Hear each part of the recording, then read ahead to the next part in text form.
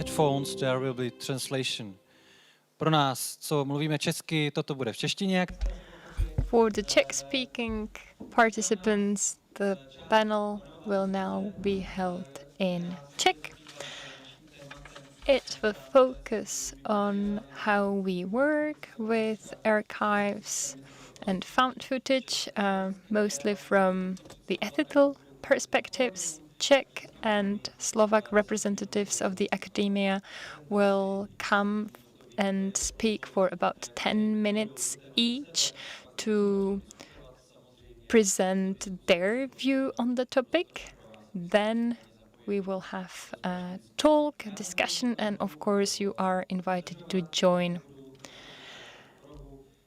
That would be it from me. I'll be here sitting silently and checking the time.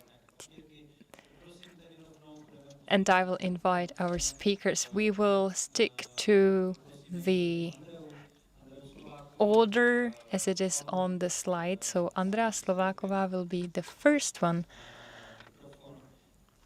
I'll have a mic for you. You'll have your own microphone and you're good to go.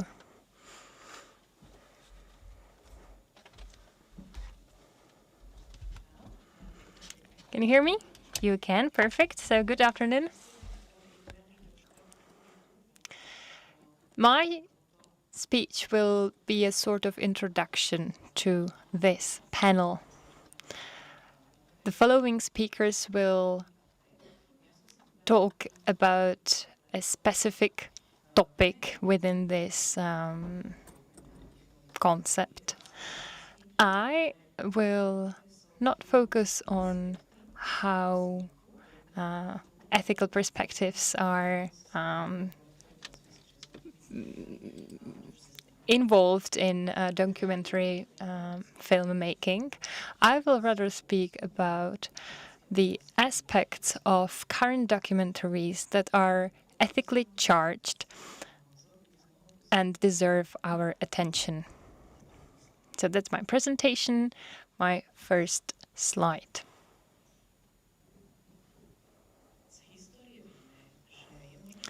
History shows us that we can work with materials of known source, or we can work with found footage. Footage that has been found, not knowing precisely where from, not knowing precisely who the original author was. The first thing that springs to your mind is probably the current work with found footage.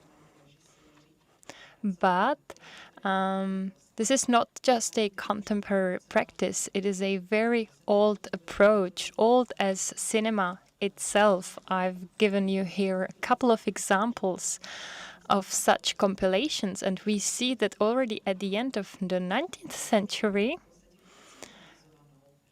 a filmmaker created a film about the Dreyfus affair, which reconstructed this affair. And interestingly, the footage used in this film do not show the original intention of the original cameraman or author. Their purpose is recreated to reconstruct the story in a new way.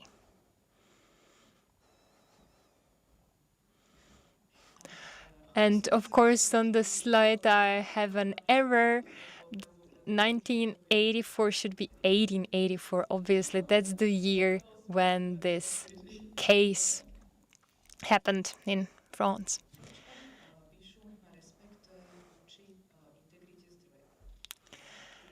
Then I think that we should respect the integrity of the source. Why?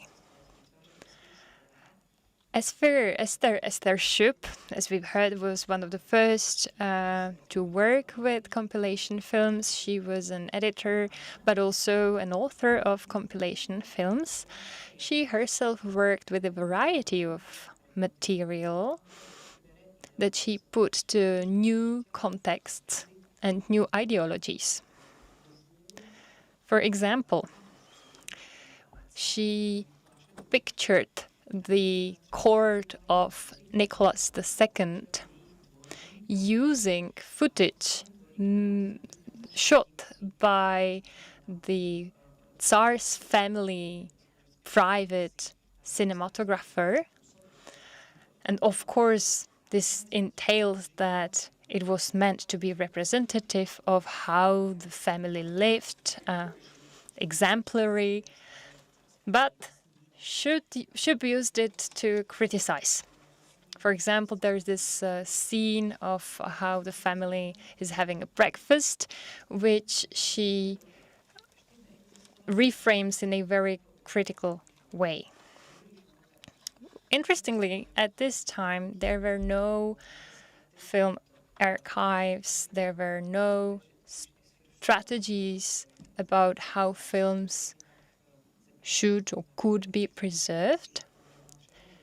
So when she worked with found footage, she had to cut the selected material from the original material, physically removing it from the original footage, which obviously now is unacceptable because that goes against the integrity of the original source.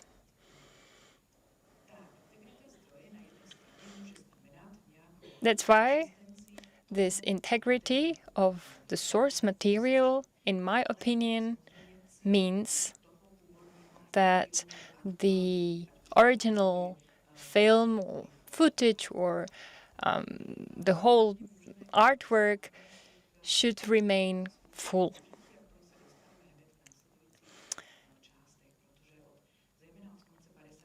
Also, we should think about how the material is used. At the beginning of the 20th century, found footage is used metaphorically. Then a so-called stolen footage movement is born when filmmakers work with a very well-known footage from well-known newsreels, for example, but they do not respect copyright when working with them. So ethically speaking, integrity is of concern. Then referencing. We should think about how we cite our sources, be it the physical material or its author. And the question is whether to include or not to include such references.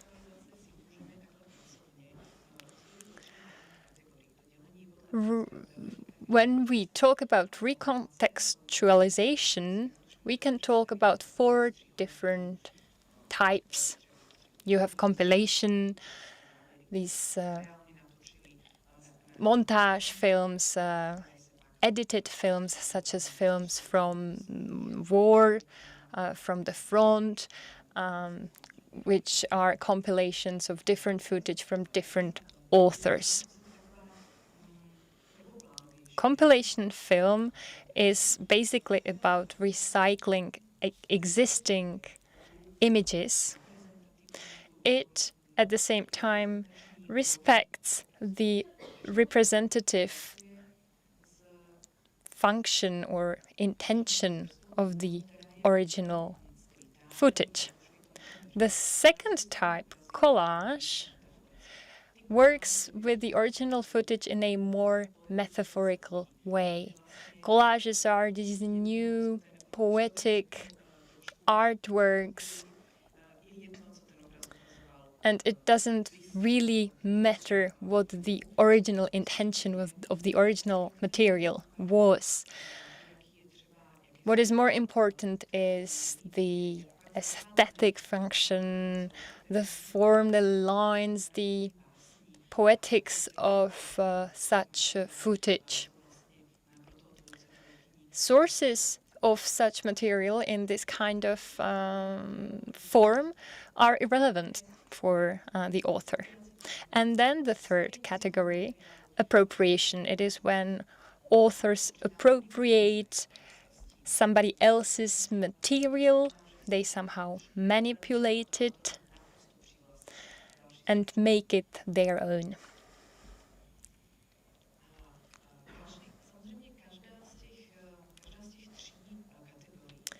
So we have these three categories, and with each of them there are different ethical concerns.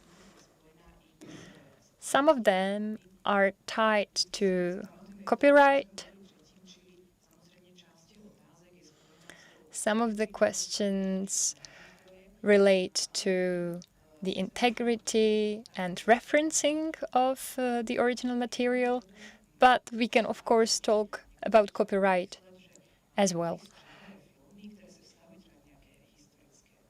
Because we can take the example of edited films showing war, for example, using historical material. With such an example, it is important to cite and reference all of the sources. That goes without saying. But then from the 50s, you would have these experimental poems, metaphorical collages, where one would say that sources are not important. But I have this great example of the third Austrian avant-garde with three different authors, or different authors that you see on the slide. All of them used different approach. One of them, Gustav Deutsch, for example, was very meticulous in his work with sources. He went really into the archives and noted all of the sources, all of the footage, and in his films, such as in East, he cited all of them. Petr Cherkasky, on the other hand, worked in a completely different way. He created this horror film where the film, physically, the media itself becomes gruesome, horrifying, and he uses this very creative method and is not at all preoccupied with his sources. The important thing for him is the general message that he wants to share with his audience. In the Czech Republic, we have a copyright law, obviously. And when you used photographies from a documentary in a book, in a publication, by law, you're not required to pay the copyright in the same way as if you would use the pictures just to illustrate your point. So there are some exceptions to the law.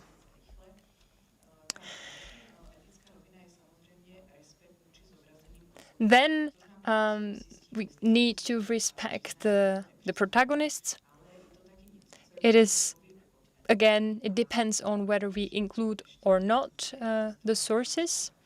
This is something that has also evolved over time. But with some films, currently, it would be impossible to trace back the protagonists. So with such films, you might say that the rights of the protagonists are violated. At the same time, it's sometimes impossible. It's not possible to trace the origins back. It is different with public personalities who are exempted from privacy protection strategies and laws. To conclude, I'd like to talk about how found footage can be used in different ways, and it's very much about the personal decision of the author, because each footage used is recontextualized, and it is about how the footage is arranged, organized, coupled with text, etc. And it is again about how we decide to respect the integrity of the original material. Then the footage can be manipulated, it can be tinted, it can be reframed, the rhythm can be changed, AI can be used, and then brand new footage is created. So the question then is whether these are the same footage and whether such footage that is one made public is available to everyone, and it is our artistic right to change their meaning and their intention. And then also reconstruction is something of relevance when we want to reconstruct some historic events or facts. Thank you very much, Andrea, and I will give the floor to Jan Gogola from Jan Motal University. I'll be your timekeeper. Good morning or good afternoon, and thank you for your invitation. What I'm about to say started when I was working on a film. Then I received an invitation, and I always try to refer to what I am doing at that moment. So I was thinking about this, and I had some reflections and some realizations. By the way, when we saw the typo in Andrea's presentation, I think it could be a leitmotif for today, because in fact this affair did not happen in 1984. But I think that things are real when we refer to them as real. And we probably all have the experience of something that happened in the past was more real to us than what was happening at that moment. So now I would like you to show the first extract.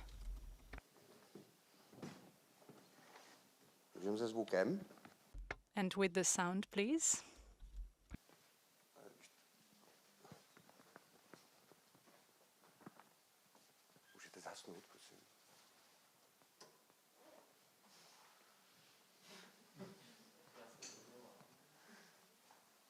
Tady se to dá zasnout, Honzo, na chvilku.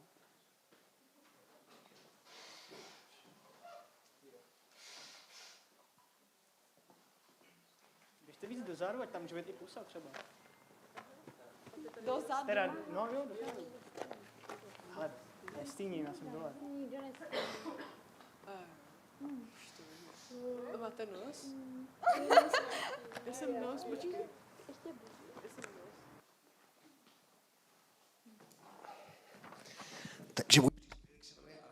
So the title of my presentation is The Archaeology of Everyday Life. And I have some notes because I wanted to make it really precise. The shadow face that we have just seen on the facade of a building can be seen as archive work. which is otherwise reduced to just documentary material that is stored somewhere. If students from the high school in Uherské Hradiště come up with a film on a prison, a historical film, and then they try to create a face using their bodies and their shadows, it means that they are giving voice and face to what happened in the past. They are giving voice to our history under Austrian-Hungarian Empire, under the communist regime, and then later. They are working in a historic building which was constructed in the past. And this area in the past was closed, and a lot of the buildings are empty. The public cannot even access the area because it is about to be reconstructed. Me and the student crew entered this area to free some parts of our history.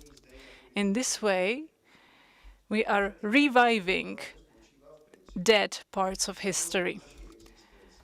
We want to be ethical in that we want to include what happened in what is, whether we realize it or not, and we want to overcome a perspective that would be uniquely human. We also want to include more than human perspectives, the perspective of nature, for example. Vladimír Kokolia, one of the teachers at the school, is looking for the origin of a blue light which enters one part of the area. Then we have Otmar Oliva, who speaks about flowers behind the bars, and he speaks about archaeology. In this way, he refers to Jussa Parikka's book on media archaeology. And I'm quoting, "We need media archaeology to focus more not just on text, but also on art. It is an artistic method in general." De Marinis's methods, used by him and others, can sometimes be more effective than texts because they can use past media to be multi-temporary and exist in current culture, unquote. Such past media in our film are not just historical documents, 8mm films of the former prison in Uherské Hradiště, or Jiří Svoboda's fiction film from 1890, depicting the terror happening in the prison back then. But we also work with other media. For example, there was a woman living in this prison in the past whom we visited. We also worked with some paintings and artworks by students from the Uherské Hradiště Art School with flowers and animals. We also work with shadows because the current students gave their bodies and faces to this building. We could see this as either ethical or unethical. If we think that it is unethical to reappropriate someone else's material, then this can be seen as unethical. But I think that, in fact, we are giving new life to the prison because students interactively project themselves in it. And I think that interaction is a basic precondition of ethics. So we need the context of working with archive material to be constantly evolving. We cannot see an archive as a prison for our identities. In this way, this would be just an expression of power, usurpating our status and our identity. I think that one of the most unethical events of the past years was the decision to complete the building of Notre-Dame de Paris after the fire. It is not possible for several reasons. And the decision is problematic because it completely denounces the possibility that this building was unique and cannot be replicated. If we decide to replicate something, we refuse to pursue an interview with our predecessors and with God. And finally, I will show you another extract showing a school couloir with musicians interacting with the tiles and with this place. For some people, this would be seen as disrespectful, but for me, it is a core of memory. We see vibrations on the stone floor, vibrations leading a dialogue with people who walked there many years ago, who died, but their deaths were not in vain. We touch this area as human beings and bring it back to life. And now I would like you to show the other extract. To je věčné světlo. Okay, the lights cannot be turned down, right?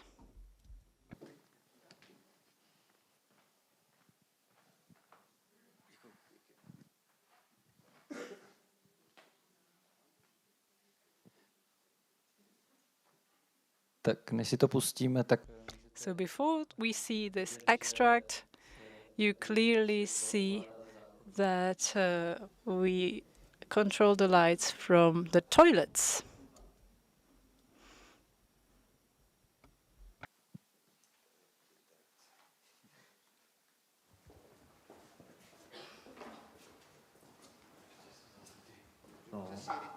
Aha, Ivane.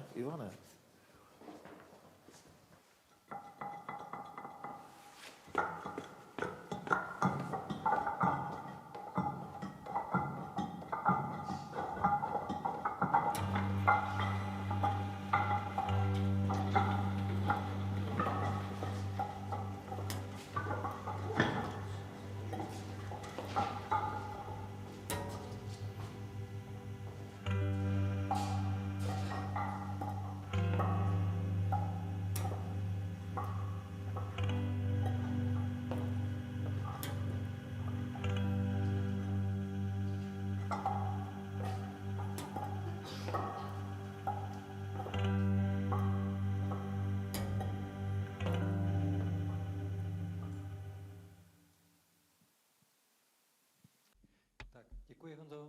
Tleskám. Thank you, Jan. Applause for Jan. Poprosím Mário. And I'll ask Mario Homolka from Bratislava. You can be standing, you can have sit down, it's up to you.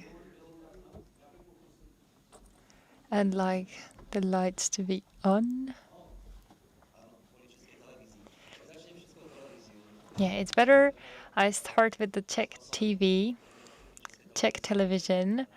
A journalist from the Czech television approached me. She asked me a complicated question, and I had only a couple of seconds to answer.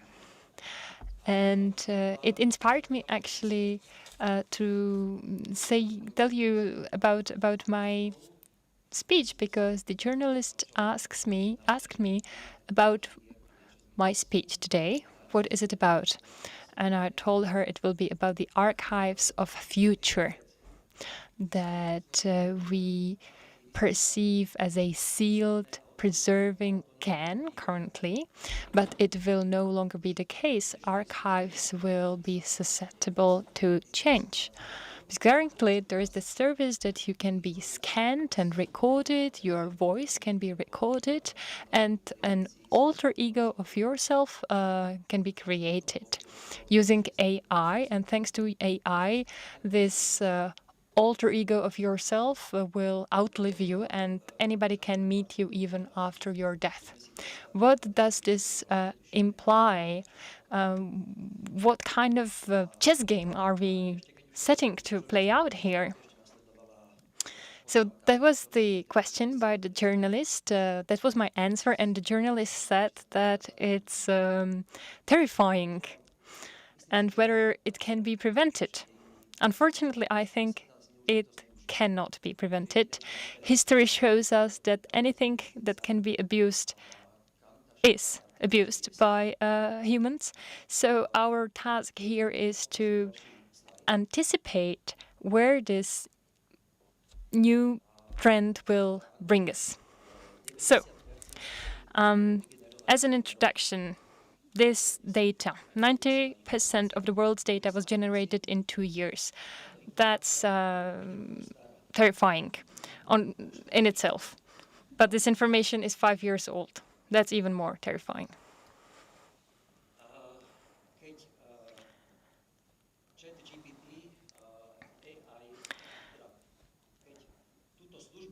When ChatGPT was released,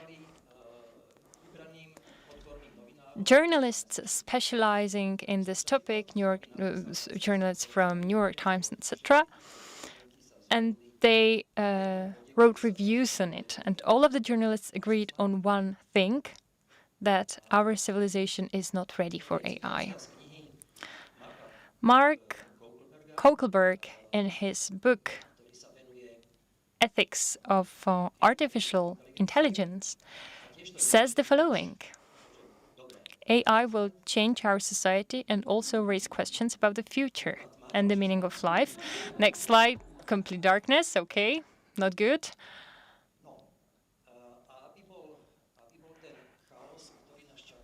So this is already chaotic. We are entering a new age of a new Wild West. And to be ready for it, let's talk about the 4 basic characteristics of human rights. The first thing is that individual comes before the community, even when it's a life or death matter. The second characteristic, universality. Every human being is an individual, be it a Inuit or a black person.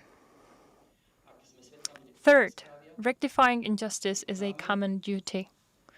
When we silently stand by, when we witness injustice, we are responsible. To our God, to our own morals, we are responsible. And the fourth characteristic is that human rights take precedence over other rights. That's a red line that can't be crossed. So these are the characteristics of human rights. And how will they look like in this future with AI and virtual copies of our own selves?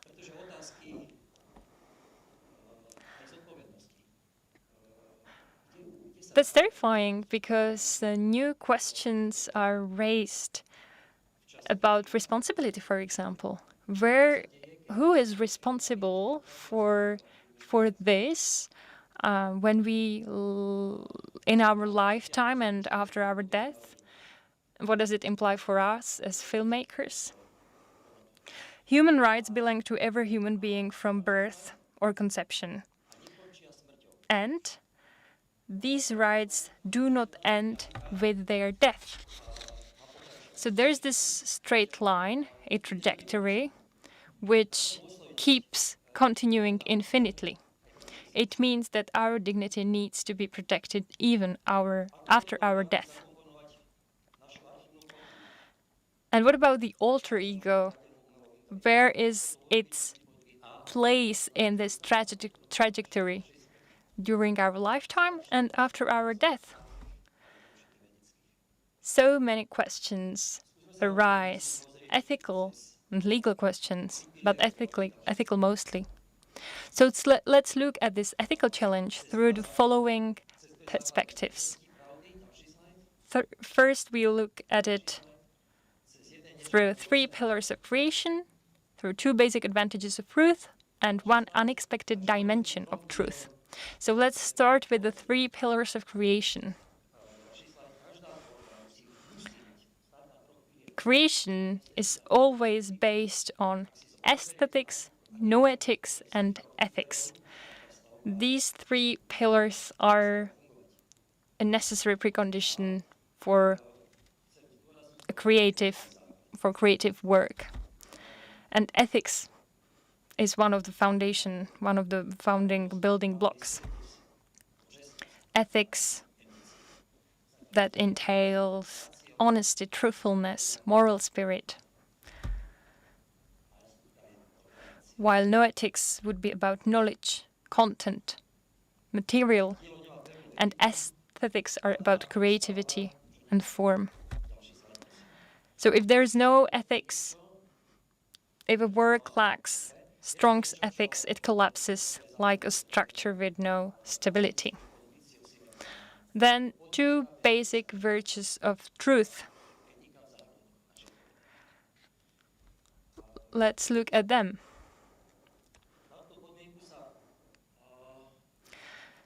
Because what I've just said is a conditio sine qua non. It's a must.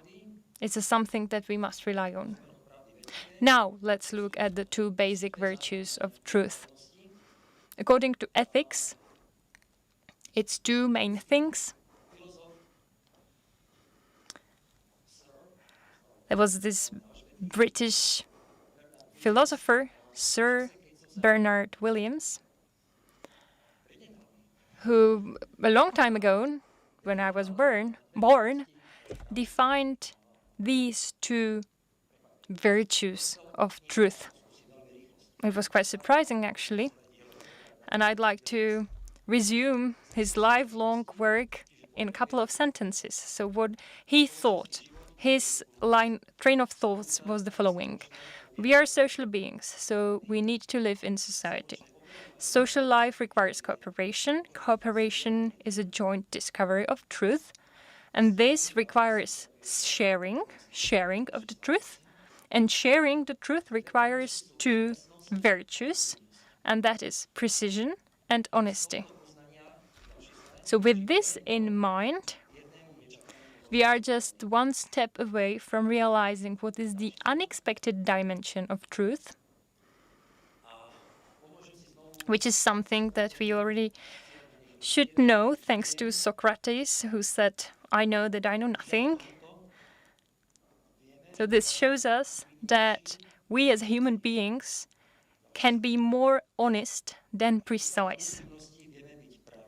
Because thanks to honesty, we can be truer, we can be closer to the truth. That's how we are wired. So if that's the case, according to Bernard Williams, then, according to him, honesty is more important than precision. It's an inner value, ethical value of truth, which is more important than the empirical value of truth. And this is a revolutionary perception of truth. Honesty comes before precision. We can be more truthful than have the truth. So the ethical value of truth is more than its empirical value. And I think that this is something that's going to save us from the havoc caused by AI. And to conclude, I'd like to examine this through the perspective of ethics and authenticity. Because the more we move from the past to the present, the more the phenomenon of authenticity is relativized and it becomes less real. Again, there's a couple of books devoted to this topic. I must say that that's an interesting and inspiring sphere, food for thought, but I believe it will eventually lead us to a dead end. We would realize that we live in a social construct. So the one thing that can, or the 2 things that can help us in my opinion, are two maybe surprising values, but the very strong ones, and that's authenticity, or sorry, that's love and hope. Be it love for our children, parents, partner, our loved ones. There is no greater authenticity than in love. And thanks to unconditional love, we are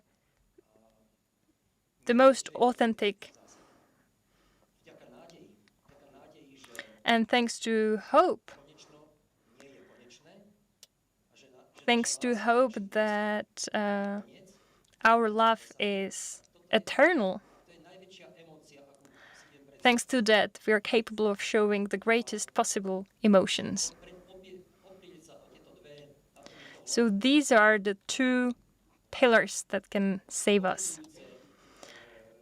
They both might seem as a very fleeting notions, but in my opinion, they are our two anchors that will save us when we are entering this new AI-dominated world with these 3D copies of our own selves. To conclude, I have a piece of advice for you, and that's my final slide. Not this one, not this one, this one. That's the advice I have for you.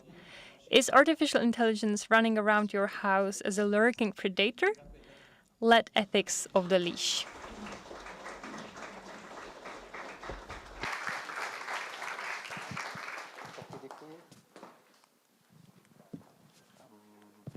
To přemýšlení, který funguje tak. I wonder which mic is working. Okay, I will be using this one. Thank you for this. It was a very poetic contribution, and now we will be a little bit more pragmatic, I guess, with Matěj Strnad from the National Film Archive. Thank you. Yes, I am looking forward to the Q&A, and I am here to discuss things, so I will keep it very short now. I work for the Czech National Film Archive. I'm the head of the curatorial section, and we are a public benefit corporation funded by the Ministry of Culture. We are a memory institution. And the way we operate is governed by a number of laws and regulations. So whenever we discuss ethics, it is also provided for example, the Copyright Act, the Archive Act, our founding charter, and there is a certain space we can operate in which is governed by these regulations. So unlike those theoretical perspectives we have just heard, we always need to base ourselves on the official laws and regulations because we are funded by the Ministry of Culture. And it is said that law is a moral minimum, so we could use this phrasing for our work with archives as a memory institution. Many of our work is prescribed or regulated by regulations. I definitely want to say that we feel to be a part of the international community of film archives, which is part of the FIAF organization, and this organization has its own code of ethics, and all of its members refer to this. However, this code of ethics was created in 1997. It is now being updated, and for example, it was inspired by the new definition of a museum, which was created by ICOM, and it was coined in Prague last year. Some of you might know about it, and it was a very inspirational participatory process. So it was quite satisfactory, and the definition of museum now reflects what a museum really is, much better than the previous one. And we hope that the new code of ethics will also reflect the current state of affairs in a better way. There are many ongoing discussions inside film archives and outside, for example, regarding decolonization or the right to depiction of something, and previously these topics were not discussed so much. That's why not all of them are involved in the code of ethics. Or, as Andrea also mentioned, we also need to take into account collection care and the new discourse which was created in the past 20 years. In FEAF's code of ethics, there are some of the most important things which I think will not change even in the new version. And I have a quotation for you, which is that the task of archives is to care for materials that are in their care and make sure that they are permanently available. And this availability, in my opinion, and in that of my colleagues, is one of the tasks of us who work for an archive as a public institution. Because our collection is being made available, we provide access to it, and that legitimizes our existence. Of course, there are also archives that have other motivations, but I think that in the case of public memory institutions and archives, the reason why we exist is really to make material available for the public. But there are two exceptions that I would like to mention, and these are also being discussed now with the new update of the FIAF Code of Ethics. One of them is the right for depiction, or the depiction right, and the debate about this is ongoing in countries with colonial past. And of course, it touches upon a number of materials and footage. For example, films created by the colony film units in different countries in Africa and elsewhere. It also has to do with the right of original nations to be represented in a certain way, the right of communities to be represented in a certain way. So they have the right to decide about the way in which they are depicted. And the question is how to include this in a code of ethics. So this could be one exemption or one exception from the general rule. And I have another example of such an exception, which was partly mentioned today in the morning. And it has to do with private home videos depicting family life. In our practice, this, despite some of the laws that I mentioned, the Copyright Act and our contracts with other entities, this is an area that we have quite a lot of liberty in, but despite that, we try to work with it very consciously, because we know that these materials, this footage, was not created with the intention of making it public. So we do have the right to make it public, but we do not always feel that we are morally entitled to do it on an unlimited scale. And that's pretty much it. I just want to sum up with a very short point, which was also partly mentioned in the morning. Andrea has also touched upon it, and it is the ethics of the source.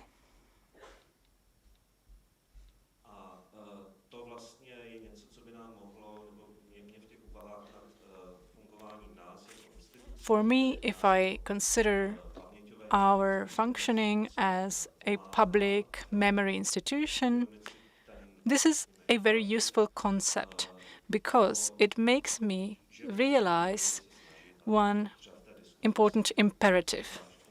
And I hope that we will get to speak about this in more detail in the Q&A. We need to look for a truthful source or a credible source. Today, we tend to just download something online and create something using whatever we find on the internet. But I think that our task as an archive or other archives, other memory institutions, is not to reduce what we care for to simply content. Something that seems to be everywhere, something unanchored, something that is freely circulating, that is immaterial.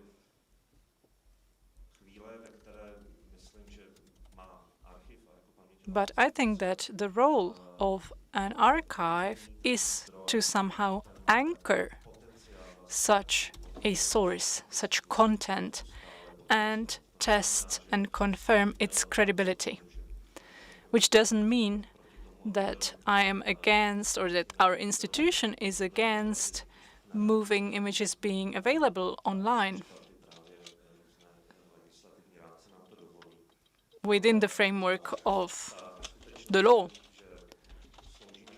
But our task is to be an anchor where it is possible. An anchor for these freely circulating images.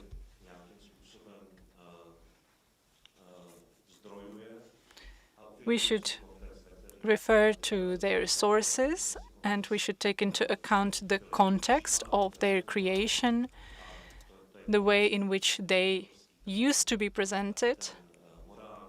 And this is a legal but also an ethical and moral context, sometimes also the technical context. And there are many things that we can do in order not to reduce our memory to just content. And I think that it involves all aspects of our work, including the technical work, for example, how we digitize footage, how we use our scientific expertise, how we identify our sources, and how we curate them. For example, what we put emphasis on when we present such footage. So my position statement is as follows. I would focus on the fact that our task is to prevent the reduction of everything to mere content.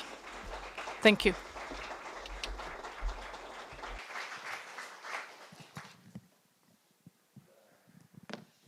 Tak, super. Thank you very much. Thank you. Teresa will help me place 4 chairs for our guests. I'll invite them to join me here on stage.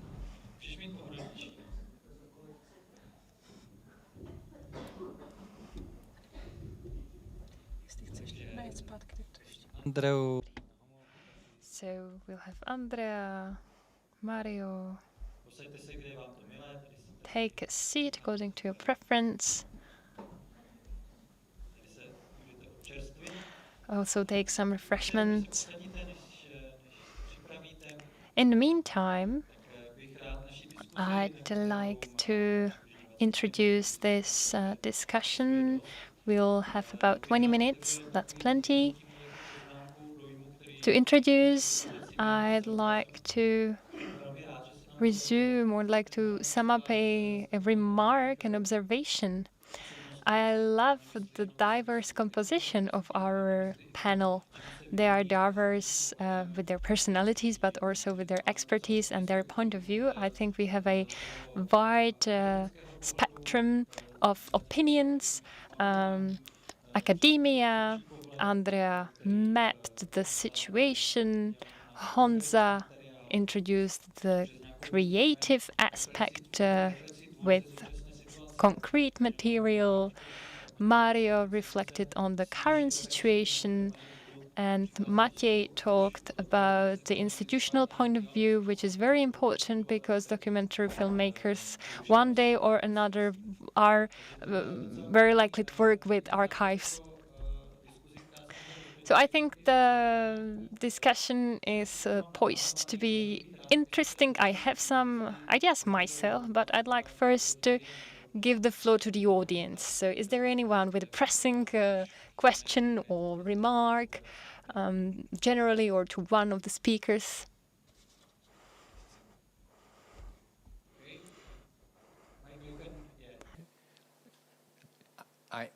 I don't want to be the first questioner because I feel I'm honored and privileged to be here, and I appreciate this. This is what was wonderful. There are lots of things that come to my mind, but Matěj, what you said towards the very end really spurred some thoughts for me, and that have to do with what you were saying about let's move beyond content and the fact that the archive is a kind of point of anchorage. It made me think about what libraries face, about deaccessioning books that were once thought to be expert knowledge, which we now know to be incorrect and damaging. For example, books about eugenics that were written in the late 19th century, early 20th. And most libraries choose, rather than to deaccession, to burn the book, but for them the salvation is metadata. Give it context. That's where I see your anchorage point. But from the artist's point of view, you can't be, anchorage turns into ballast, to weight. And the artist wants to free and revive and restore and give new meaning to. These seem to be very much at odds with one another. And I wonder if you could, and I think this kind of theme of seemingly irreconcilable truths is something that's, I think, important for ethics anyway. So I wonder if you could just say a few more words about that. Yeah, I haven't used the word dynamics, but it would be very sort of suitable for describing these two poles, since I think that definitely can and should be creative dynamics between what you just described as two opposites. And I don't think we are here to hinder creation, but we are here to preserve memory and to preserve history for the present and the future. So these two things are not necessarily, they don't necessarily have to go against each other. I think we should be always stressing I hope there's something like authority that we have built up or tried to build up as a public institution in everything that we do.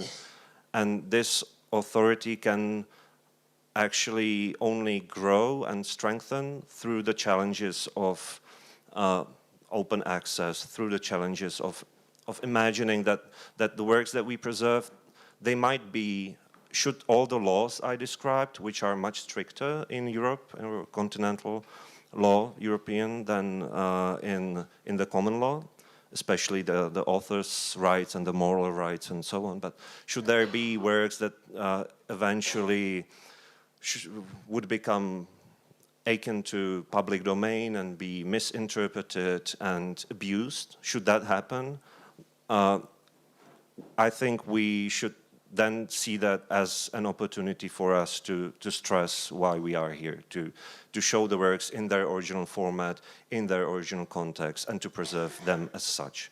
So there's always this balance, or again, dynamics between the archival part also, that what you preserve, and the curatorial, maybe how you then present it. Also with the metadata, I'm very in favor of the movement of like critical cataloging, which is very strong in the States, I believe, both in libraries and film archives, which really tries to deal with all the meanings and things that we sort of subscribe to when we catalog works of art or our holdings. So that's also a big part of that, and that's why I think this this strive to be this anchor for memory and for the film heritage or audiovisual heritage really influences all the crucial professional aspects of our work as an institution. So it goes, as I said, from the archive, how you preserve things, through the digital part, like how you actually present them in today's media landscape, but also through the cataloging part, where it's very important to sort of keep that in mind. Yeah. Thank you for that. Can I take one other second and briefly put, what do you say to Bruce Conner, a movie? Is it still okay? No, everything is like, from my perspective, it's my favorite. I'm a big fan of like everything that Andrea mentioned. When it comes to home movies, I'm actually a big fan of Gustav Deutsch's home movie film So leben wir, something like that. So it's I really recommend that in terms of ethics of dealing with private films. I think he was very conscious of what it entails. But in general, I think the images that we preserve, they have a right to be free, in a sense, but we have an obligation to preserve them at the same time in their original form and context. And this is the productive dynamics that you can see in our work. Thank you. Ano. Thank you. Let's keep this mic on stage. Andrea wanted to pick up on that. I'll be speaking in Czech. And I just want to comment on what Matěj said. Matěj, who represents here somebody who works with archival material using footage from colonial countries, footage created by colonizers. I myself created a number of film series called Translucent Landscape, depicting this footage, including countries such as Taiwan, Philippines, etc., who were under colonial reign. So documentaries that were created in these countries, be it newsreels or everyday life documentaries, all of them have this colonial case in them. They are influenced by the origin. For me, what I wanted to show was how documentaries evolve in these particular countries. And the big question was whether to include this colonial part of history, or whether I should start with the 20th century, when the given country gained autonomy and started to create its own cinema. In all of the cases, we decided to use also the colonial part of creation. Some of them were found in the countries, some of them in the colonial or post-colonial empires. The question of repatriation, by the way, is also very interesting to see where such footage should be stored. But every time we focused very much on how we contextualize all of this footage. So we try to explain using text, using spoken introduction prior to the screenings. We really made sure that we'll explain the context, that we will explain that this given documentary is not an authentic view of the situation by the local population, that it's charged sometimes by ideology, and that's something to be taken into account when watching such films. So I am in favor of making such films accessible, but contextualizing and explaining the context is of the essence. I have one remark. Matěj talked about decolonizing. In Czechia, this is very distant colonialism as such, but communism is very relevant in terms of how we work with footage from the 50s, from this period. Now it is still very sensitive, but in the future it will be very relevant. We also, as Czechs, made footage about Czechs that were colonial-like, since it was influenced by the communist ideology. Any questions from the audience? Any more remarks? If not, I have some. My question now is about what Honza Gogola said. I loved your archaeological approach to archival material. You used the example of this former prison, and even the tiles that were represented could serve as archive or archival material. With this topic, I think a lot about nostalgia. We mentioned ideology, and I thought about the retro series that was broadcasted on the Czech television, depicting vintage equipment and the former life of the 50s and 60s, etc. And I wonder whether we as filmmakers are immune to nostalgia, whether we can fight against this nostalgia when sometimes we tend to reduce the past to our sweet memories from our tender age when we were little kids in the 80s, and we tend to forget about the rest. You give a very nice example of what Pierre Nora, a French thinker, said. By the way, we quote this philosopher in a book co-authored by Matěj Strnad, an excellent book. I recommend it. And this philosopher says that the greatest enemy of history is history itself. What he means? He thinks that it's dangerous to create history archives that might remove the history itself. This nostalgic series you mentioned was popular because we do not have to live in this period.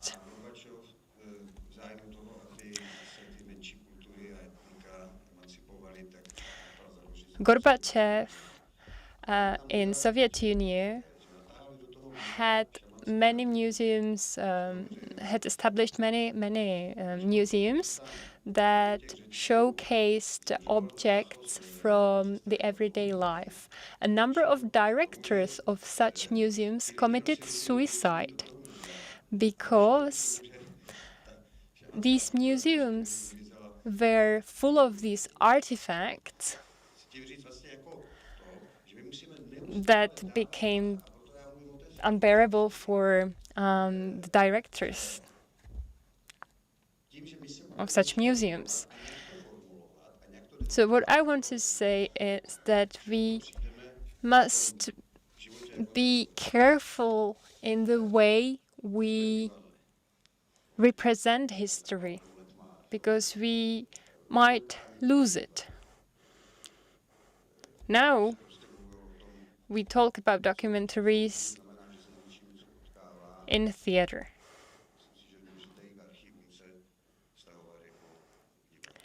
And I think that archives are also like theaters. We should realize that their content change over time. Their content change with the eyes of the visitor. By the way, this very building was built by Machovi, architects who built the hotel in Karlovy Vary, the thermal hotel in Karlovy Vary, which is home to the Karlovy Vary International Film Festival. A nice coincidence, isn't it? Thank you, Jan. Any remarks? Except for Matěj, who must be grateful for receiving such praise of his own book. So, last call for everyone. Any more remarks or questions from the audience? Mike, again. What do you say to Claude Lanzmann, who said that perpetrator footage, he would not only never use it, but it should be destroyed, and if he had had the chance, he would have done so. So are there, and because that's it, for him that was an ethical stance, and I'd just like to put that on the table as well.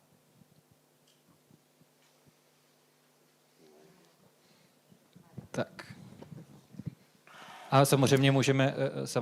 And of course, more people can answer and they can speak in Czech.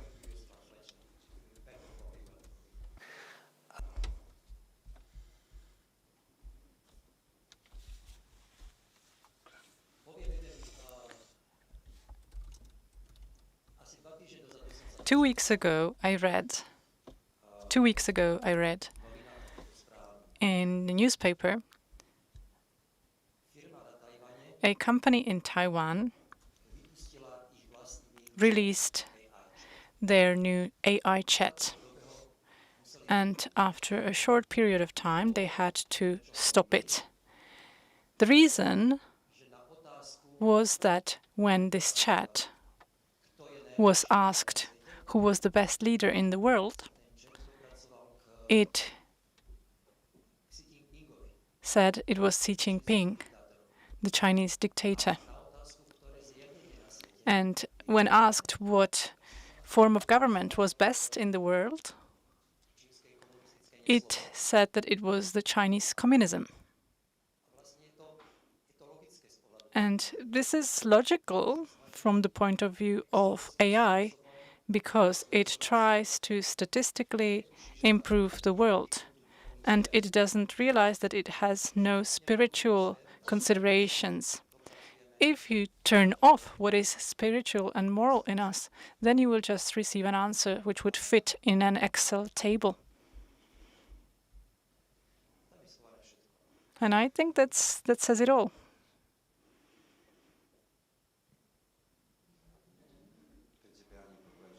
Okay, the problem with AI is its very name, because if we cannot say what is artificial intelligence and what's not, then it means that we are either artificial or that this intelligence is natural. So the very notion of artificial intelligence